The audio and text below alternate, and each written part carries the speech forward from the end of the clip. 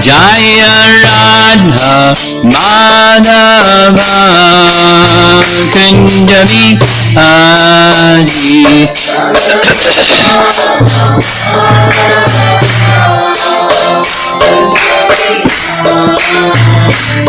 Gopi Jana Balabha Giri Vṛndāvana Giri Vṛndāvana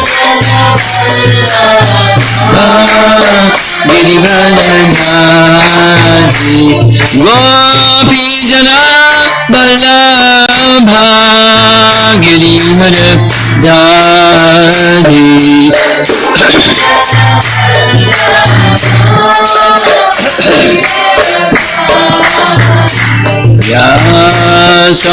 Yasodhanandana Vrajajanandana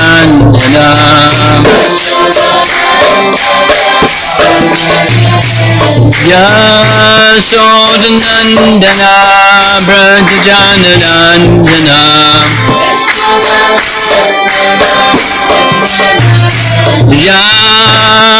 Yamanatira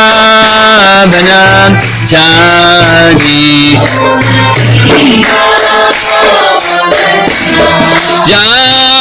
Yamanatira Vanachari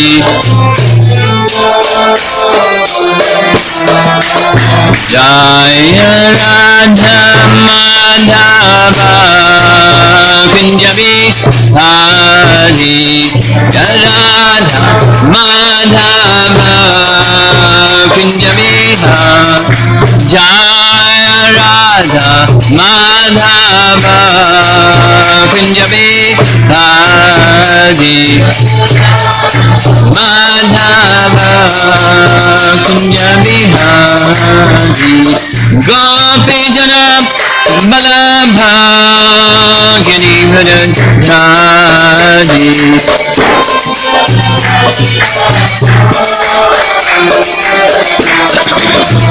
Gopi Jana Balabha Giri Vṛndāvana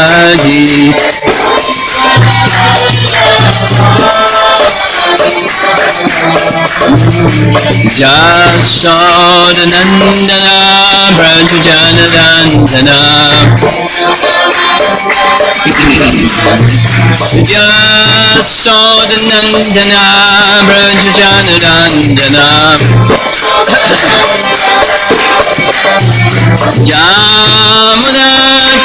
Yamanatira Vanachari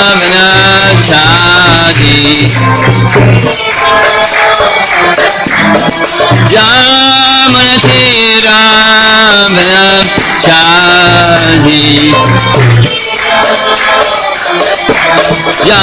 Jaya Radha Madhava Kunja Bihari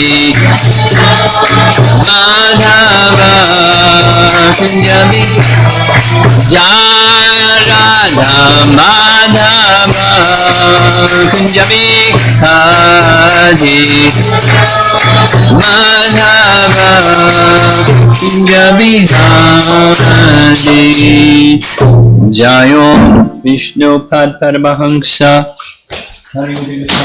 Astatarasatasi Srimad His Divine Grace Sri Bhaktivedanta Swami Srila Prabhupada Ki Ananta Koti Vaishnavrinda Ki Grantaraj Srimad Bhagavatam Ki Gaur Pimanandi.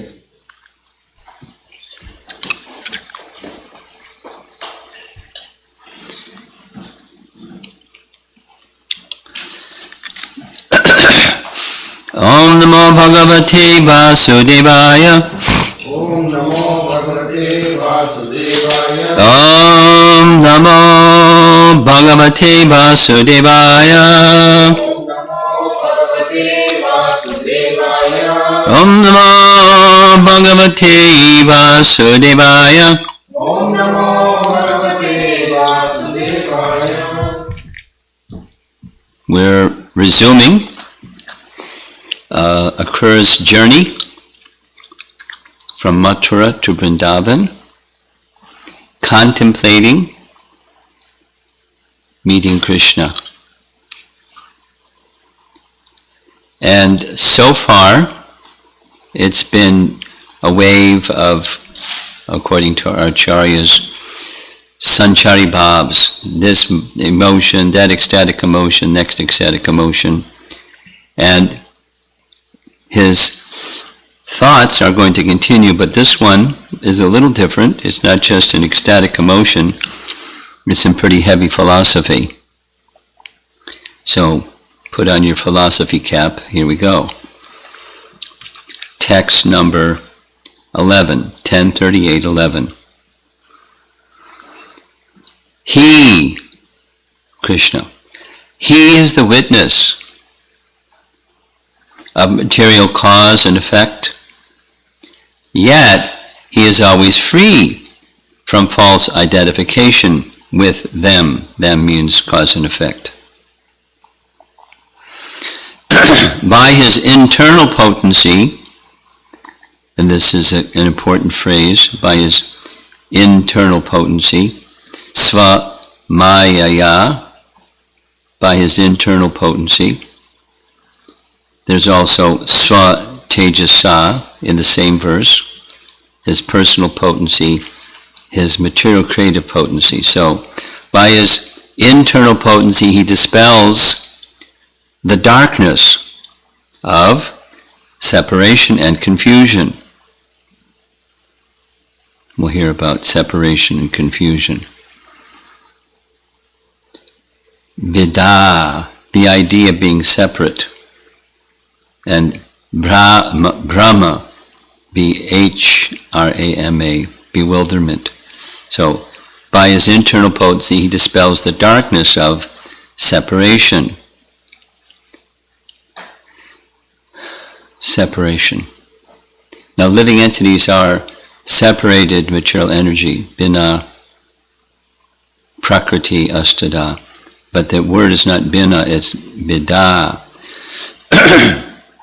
Or in the teaching of Kapila to Devahuti, living entities, even in devotional service, if their interests are separate from Krishna's interests, then they're in this separate category. They're connected but separate. Prabhupada translates it as the separatist mentality. So, his internal potency dispels that, the darkness of separation and Brahma, confusion. The individual souls in this world who are manifested here, when he glances upon his material creative energy, that's this swamayaya, indirectly they perceive him in the activities of their life airs, prana, and the senses and intelligence. So we're going to hear a long BBT purport first. In this verse, Akrūra establishes the all-powerful position of the Supreme Lord. This is his Aishvarya aspect, opulence aspect, whom he is about to see in Vṛndāvana. The false concept of separation from the Lord is described in the 11th canto of Bhagavatam 11.2.37. Bhayam dutiyam abhiniveshitakshat ishad apetasya viparya yo smritihi. Although all existence emanates from the Absolute Truth Krishna, we imagine a, quote, second thing, this material world, to be entirely separate from the Lord's existence. With this mentality, we try to exploit that, quote, second thing for our sense gratification. Thus, the psychological underpinning of material life is the illusion that this world is somehow separate from God, and therefore meant for our enjoyment. So it's not just living entities being separate, but it's the Prakriti being seen disconnected, separate from. So his internal potency dispels that separatist mentality. But the separatist mentality, back to Kapila, that's even in devotional service. One may see the purpose of my devotional service is about me. And so Krishna's interest is separate. And the objects that we engage with in devotional service, similarly not seeing connected with, but not, but in a separate position from Krishna. So that connectedness with Krishna is bhakti. Paragraph. It is ironic that the impersonal philosophers in their radical renunciation of this world claim it to be utterly false and totally separate from the Absolute. Unfortunately, this artificial attempt to divest this world of its divine nature, or in other words, its relation to God, does not lead people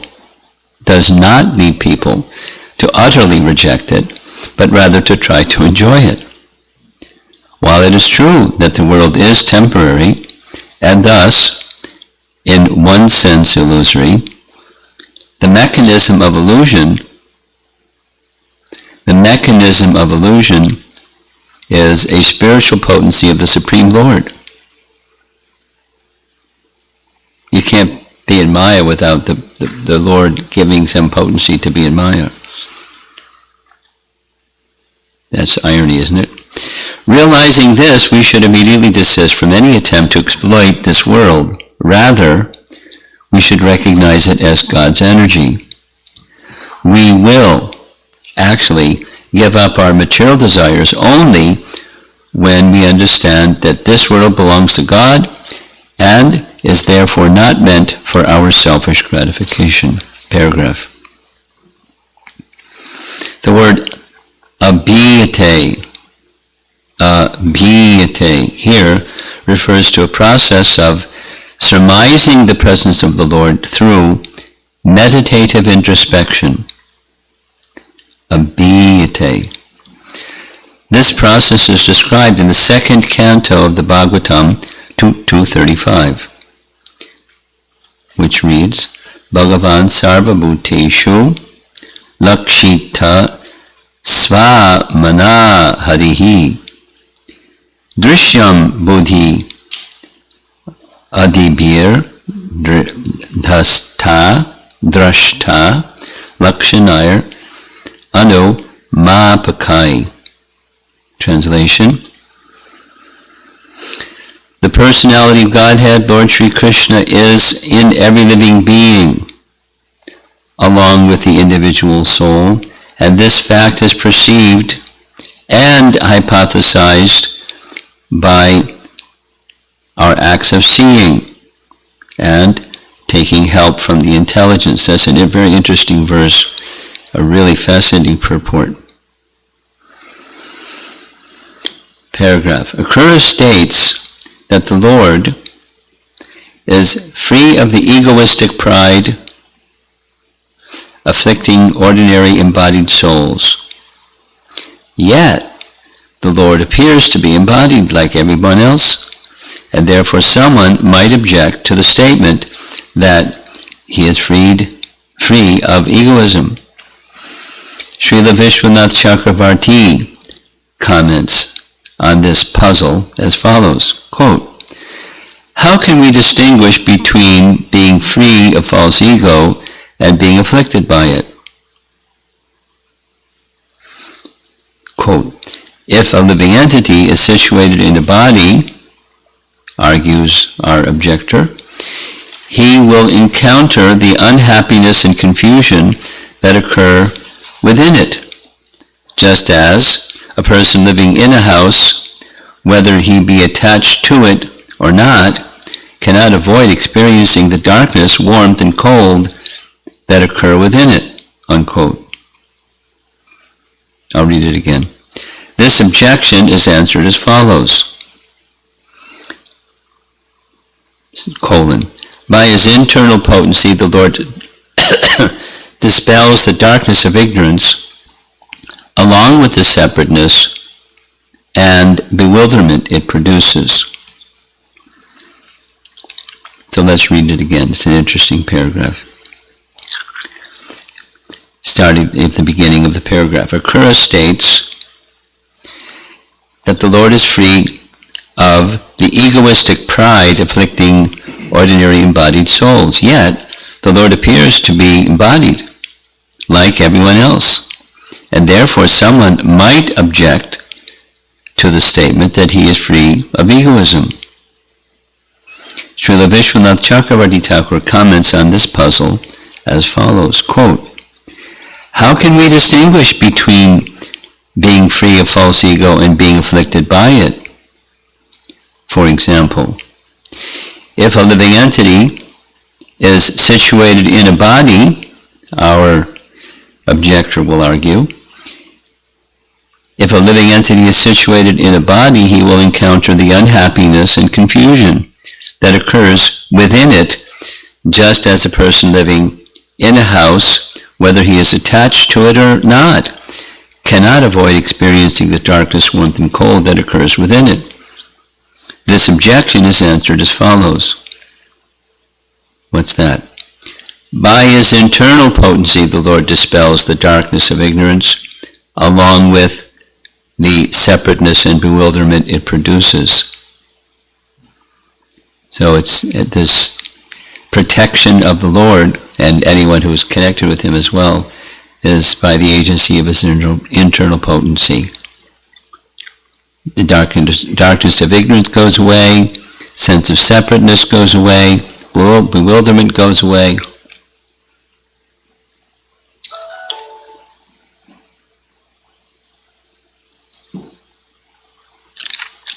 So we're going to read Vishwanath Chakravarti Thakur's commentary, which begins, quote, "One should realize the beauty of human-like form of Krishna with the eyes." So he's paraphrasing Akrūra's words.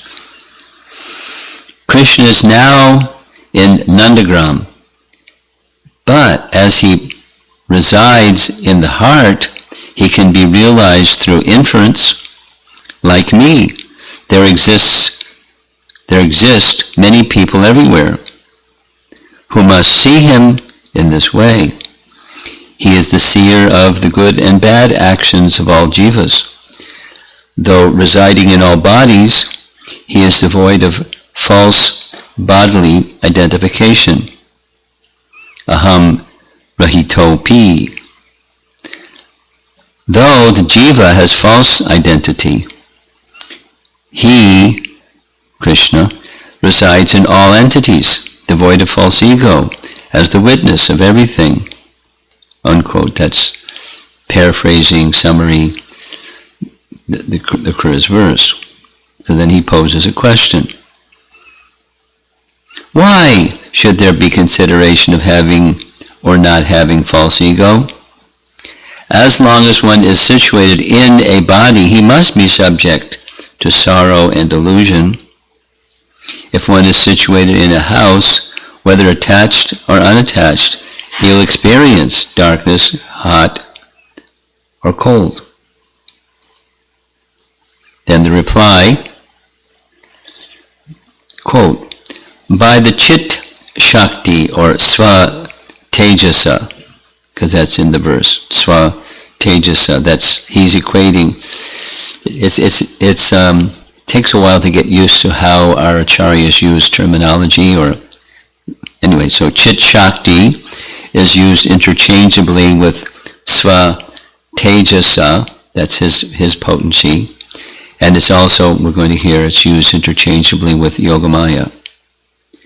Now there's different aspects of Yogamaya that are very specific, but there's an overlap. It's not a one-to-one correlation interchangeably in all circumstances. But so his spiritual potency, that's Chit Shakti.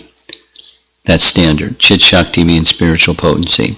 Spiritual potency means Chit Shakti. There's divisions of his spiritual potency, Yogamaya being one of them. But so another term, Chit Shakti, is Svat Tejasa in the verse. So by Chit Shakti or Svat Tejasa, ignorance and its results, namely separateness and illusion, cannot touch him. He's far from that by his spiritual potency. Ignorance and its results, separateness and illusion, cannot touch him. That's what the verse is saying, and the verse is addressing a doubt. How is it you can be free from false ego if you have a body? Everyone knows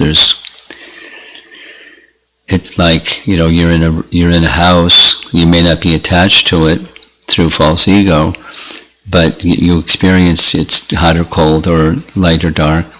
You experience those things. So by Chit Shakti, there's not identification. That's the illusion kind, the separateness kind, the ignorance kind. From the creation of the jiva, this is not the soul, it's the covering. The jiva in that sense is the body-mind of the living entity. From the creation of the jiva, endowed with prana, senses and intelligence, that's in the verse. Prana, we know. Senses, we know. Intelligence, we know. Part of the covering. One can infer the Creator and infer His presence in each body, as it has been said. Guna prakashayar anumiyate bhavan. Where's that from? That's from the prayers by the demigods to Krishna within the womb. Canto 10, Chapter 2, that phrase comes in that section. Guna prakashayar anumiyate bhavan. Meaning, the most fortunate result is to realize the beauty of your form. So we'll hear some more. The other commentators are going to use that same reference. Guna prakashai means guna prakashai, prakash, the awakening of such transcendental knowledge. In this case, guna, the quality of Krishna is being awakened by the most fortunate persons. Anumiyate means becomes manifested, and bhavan is your lordship. So Prabhupada's translation of that BBT is, only by your presence can one understand the transcendental nature of your lordship. Only by your presence. There's this, it's an important philosophical point and a practical application point. Meditation, the process of meditation without bhakti is possible. And let's say the yogis, they're practicing at meditation, and after long, many lifetimes, much austerity, they may be able to meditate upon the Paramatma feature of the Lord. They may even realize the Paramatma feature of the Lord. But like Gopakumar going to Tapaloka, and they were able to meditate upon the form of the Lord. And they liked it. They would do it for a long time because they felt something. But that kind of meditation is not the same as directly seeing, which is the Akrūra situation also. In his heart he's seeing, but he wants to, in Krishna's presence, see. So that's what's being discussed here. what's the highest stage of seeing. It's not just the physical eyeball, or the senses that are powering the sense organ, but it's at the soul level, that direct experience through the medium of the sense organ and the power of sense. That's made possible by Krishna's Chit Shakti. He can reveal himself. We don't have to go see him. He can just reveal himself at any time, however he likes. But it's a Leela where he's anticipating going to see Krishna. So, from the creation of the jiva endowed with prana, sensus, intelligence, one can infer the Creator and infer his presence in each body.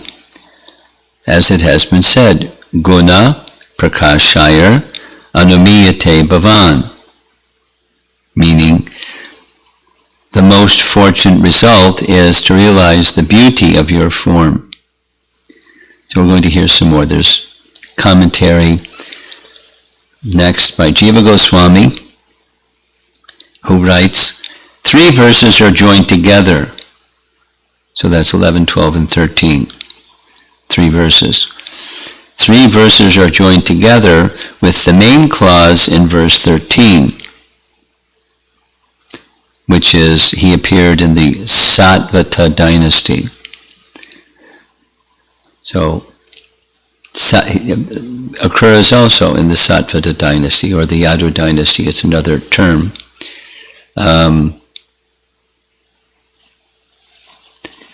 11, 12. So his position, Krishna's position, is beyond cause and effect. That's what's being said.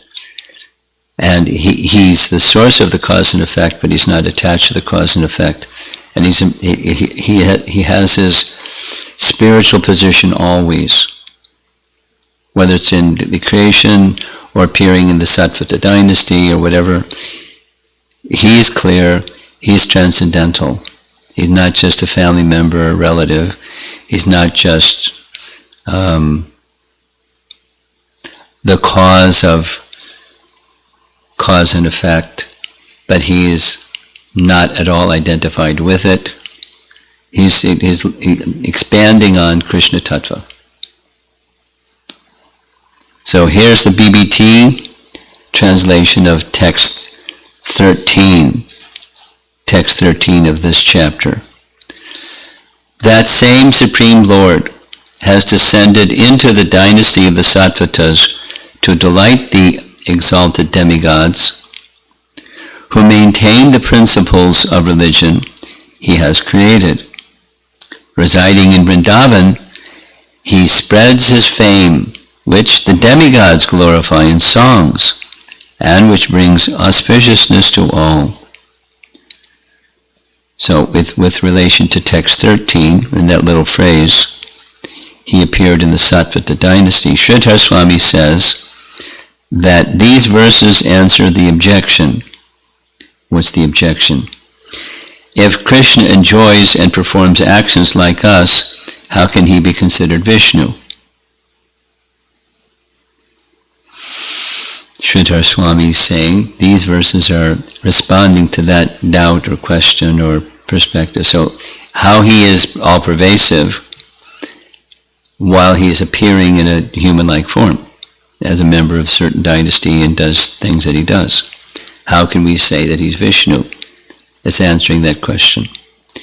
This is the opinion of a skeptic, since Akrūra has already stated his firm faith in Krishna.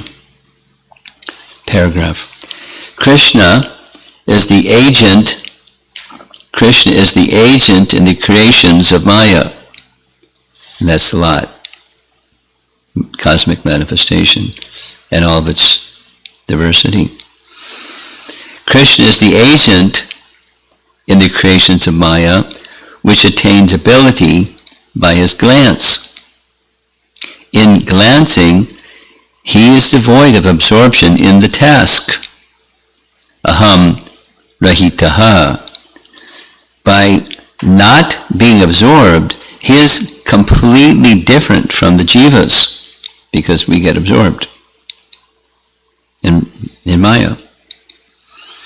By his Chit Shakti, or Swa Tejasa, he dissolves absorption in ignorance and ideas concerning difference. This distinguishes the Lord from the Jivan Muktas who have destroyed ignorance. Jivan Muktas means they've come to the stage of liberation. He doesn't come to the stage of liberation. He's distinguished even from liberated souls in this way. Chit Shakti means Yogamaya. So then he makes a reference to Bhagavatam 3:15-26. The translation that given here, through the Yogamaya of the Lord, the Kumaras attained Vaikuntha.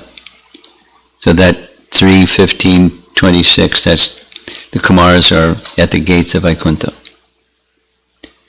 In the BBT Prabhupada's translation, thus the great sages Sanaka, Sanatana, Sanandana, and Sanat Kumar, upon reaching the above-mentioned Vaikuntha in the spiritual world by dint of their mystic yoga performance, he translates it mystic yoga performance, but it's in the Sanskrit is Yogamaya, by spiritual potency.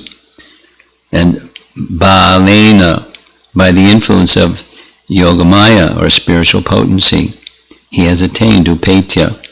So he was able to go to the gates of Vaikuntha by Yogamaya, or spiritual potency. Thus, the Chit Shakti of the Lord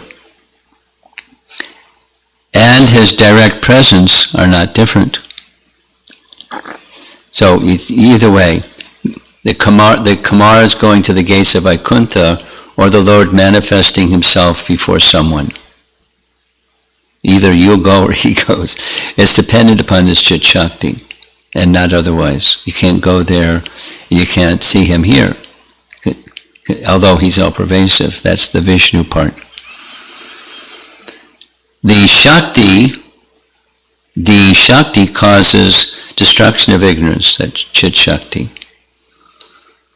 The Lord is perceived by the jivas endowed with karmendriyas,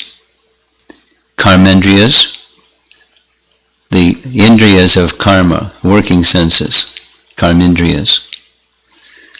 So, jiva is helping us because karmendriyas is not in this verse, text 11, but prana is. So prana works the working senses, or is the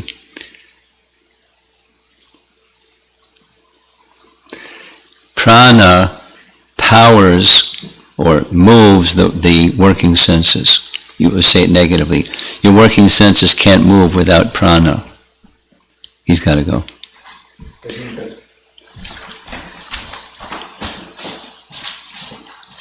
So, let's do it again. Jiva Goswami is using prana and karmendriyas, or working senses, interchangeably. That they're not identical, but prana moves the working senses. Without prana, your working senses can't move. Even you have senses that's subtle now. It's not the organs, but it's the subtle sense. And then Gyanendriyas, okay. Aksha. What's Aksha? Aksha. And the Antakarana. Prana, Aksha, and Antakarana. Now, that Antakarana is not in the verse, but let's see here. Dbihi. So Dbihi, that's intelligence. Bodhi, or D. But D, Antakarana is a term that it's used by our acharyas It's hard to find it other than our acharyas. I've searched. And to me it seems it's the impressions, the sum total impressions within the mind. So like, over many lifetimes, there's many impressions. And that impressions is anta, that's within, and karana, causation.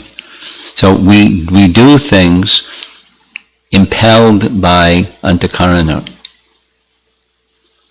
or, the mind. The impressions, totality, the force of the impressions within the mind. And then there's prana. Did you find it, the meaning of aksha? A-K-S-A. Let's see if it's in the word for word.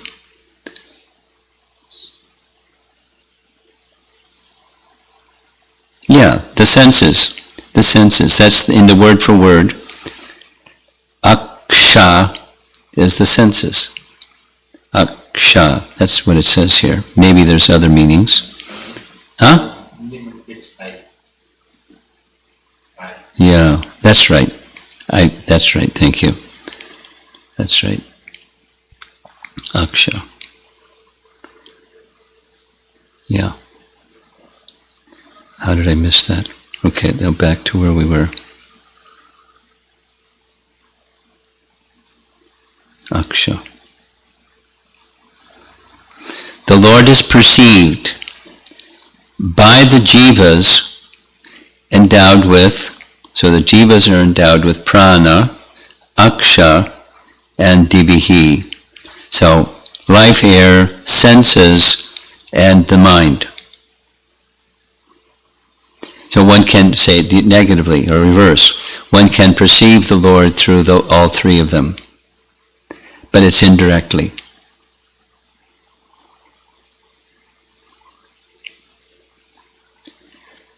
Then he quotes Bhagavad Gita 15:7. Mame vangsa jiva loke jiva bhuta sanatana. This is the angsa. The eternal jivas are my angsas, because that's in the verse. So who are the angsas? It's the living entities. The living entities can perceive the Lord through those three mediums, indirectly. Then he quotes Uddhava Gita, Canto 11, Chapter 13, where the statement is there, Krishna is explaining three states of consciousness. What are the three states of consciousness? Waking, sleep, and deep sleep. Jagra, Swapna, and Sushupta. Jagra is your wake.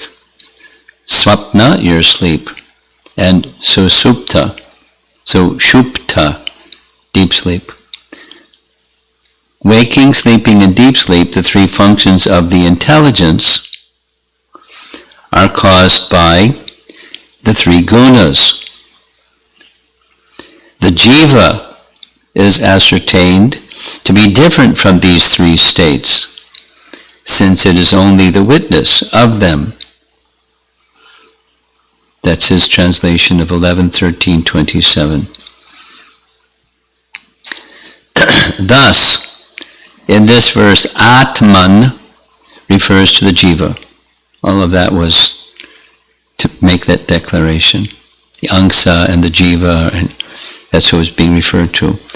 The pure jiva, as the observer, can perceive the Lord through, though covered by senses, and antakarana, that's the mind, the sum total of mental impressions. These jivas are endowed with senses by Maya, by the glance of the Lord. Since Maya does not have capacity on her own, the jivas do not have enough knowledge on their own to accomplish this, since they are dependent on the Lord. The Lord who is the Lord who is attached to performing playful actions among the trees of Vṛndāvana And in the gopis' houses, sadaneshu, can be perceived in front of these jivas. Again and again, Akrūra has had doubts that he would see Krishna since he was so playful. Since Krishna would perceive that Akrūra was not attached in their type of prema, Krishna may not be visible to his eyes. Very complicated. Interesting and quite complicated. Or because Krishna destroys the jiva's ignorance and the resultant perception of difference and confusion, Brahma, by his chit shakti in their bodies, so as he, also the living entities connected with him, become freed from those shortcomings. The Lord is perceived by conditioned jivas, produced by the Lord's Maya, by jivas who have attained action and knowledge senses, as well as antakarana by the influence of cause and effect. Without that influence, the senses, etc., cannot do their actions. That's the end for this morning. So it's pretty complicated, highly philosophical. It reminds me of chapter 87 of the 10th canto. It's really complicated. Or subtle. Maybe complicated isn't the right word. Boiling it down to some simple points, to perceive Krishna is possible through the agency that Krishna's creative potency provides living entities, the jiva, with coverings, prana, gyanendriyas, and karmendriyas. So one can perceive him indirectly, because the seeing is at the level of the soul and the agency. If one is benedicted by Krishna's spiritual potency, then those deluding forces won't work. Just as for Krishna, the deluding forces also don't work because of the same chit shakti. So there's him and there's the living entity. And although he's manifests a form, one, it's not a material form. And even it's a form, he's not influenced by having a form, but has senses, mind, and intelligence, because he has chit shakti. And then comes this doubt, well, wait a minute, if you're in a body, then you're going to experience things even if you're not identifying with it. It doesn't mean that doesn't mean that he's not conscious any more than the living entity can be conscious of him even when within a body. But they're not identifying with the body, they're identifying with him. And how does that be made possible? He can appear before one through his chit shakti. It's kind of building on something that came right at the very beginning of his, how am I, I'm an insignificant, covered, attached living entity. How is it that I'm going to be able to see Krishna? I'm disqualified. Then comes, well, he's merciful, so he can make himself available. He makes himself even available to bad people. So certainly he can make himself available to me. So now this is taking that, it's going a little more deeply, philosophically. How is that perception? Like that reference to that Canto 2 verse, that one can perceive the Lord by taking help from the intelligence. You familiar with that verse and purport? It's interesting, and it's not this. It ends up not being the same as seeing his personal form, but it's a philosophical seeing the Lord with help of the intelligence. So he hasn't seen the Lord yet. He is confident that he will. He's having doubts, but he's now going more deeply into addressing those doubts. One more time. Living just as A, then also B, or just as B, then also A. Just as living entities, jivas, that are protected by the Lord's Chit Shakti through their mind, through their working senses and knowledge-acquiring senses, they can have indirectly a sense of the presence of the personality of Godhead. They're not going to be influenced by ignorance and its byproducts, bewilderment. What's the other one? Illusion. So, living entities can realize Krishna even in their embodied state by the agency of Krishna's Chit Shakti. So similarly, the Lord, He's the energizer of cause and effect. Just by His glance, He energizes Maya, and the cause and effect starts. He's the remote cause. That's described also in a very complicated way in Chaitanya Charitamrita. There's material cause, the efficient cause, and He's the remote cause. So He who's the cause of cause and effect is unattached, and that He's protected from, although He's in the world, He's protected from the involvement of the world by His own spiritual potency. Sva, Tejasa, or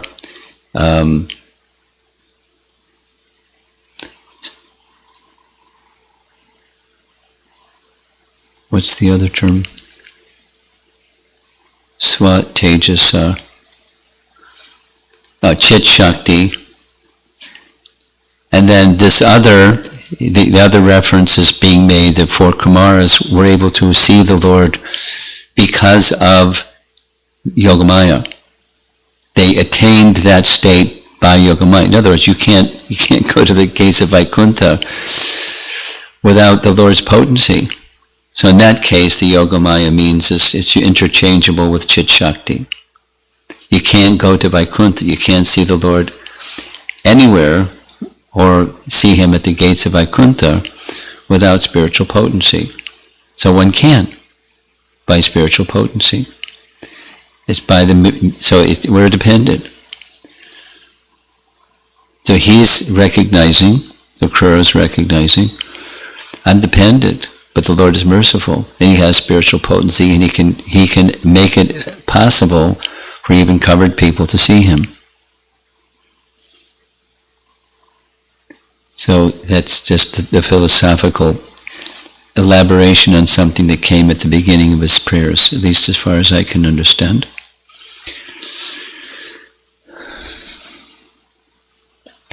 After. Let's see if there's some discussion. Kind of high philosophy, isn't it?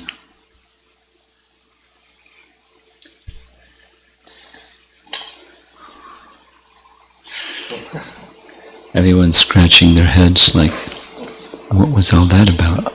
Guru Maharaj, I have one question, Guru Maharaj. Okay.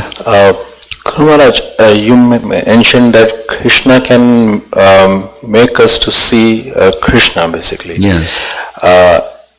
And I have a desire to see Krishna. So then what is stopping, why I'm not able to see Krishna? Well, it's two things. One thing is we're covered, or our desire is not sufficiently strong, and it's weakened by our conditioning or coverings. And the other is, even if we're not covered, it's still the requirement is mercy. Krishna must exercise or extend His Chit Shakti, and then we can see Him. And otherwise, we cannot. You cannot. So both purity and Krishna's mercy. Okay, Guru Maharaj.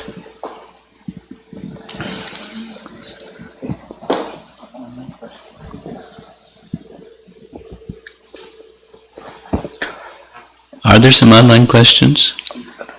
Okay, you want to read them? First I'm asking the, Oh, you have something, okay. is it similar to, in Bhagavad Gita 2.20, there's an analogy which states that even a child can understand that there's, when the sun is behind the cloud, even a child can understand that the sun still exists because the light is there, and therefore we can understand. It's yes. That's inference. That kind of understanding is inference. It's anuman, by inference.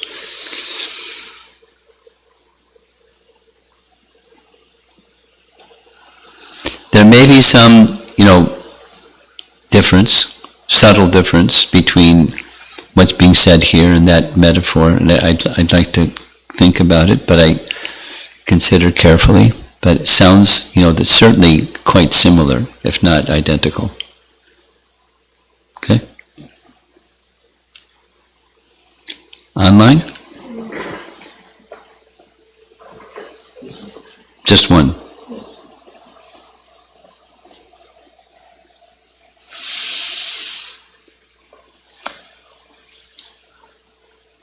This is a question from Tulya Mataji. Okay. Maharaj, you mentioned that even in devotional service, one's motivation may be separate from Krishna. I sometimes pray that I carry out my tasks to please Krishna.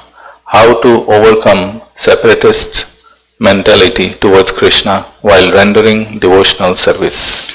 Well, you'll get a really close and elaborate explanation in Canto 3, Chapter 29, the beginning verses.